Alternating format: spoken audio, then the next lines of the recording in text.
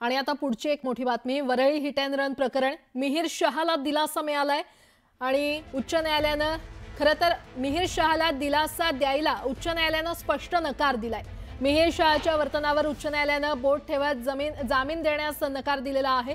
गेल्या वर्षी वरळीत मद्यधुंद अवस्थेमध्ये गाडी चालवून दुचाकीला धडक दिल्याच्या आणि एका महिलेच्या मृत्यूस कारणीभूत असल्याच्या आरोपाप्रकरणी अटकेत आहे हा मिहिर शहा।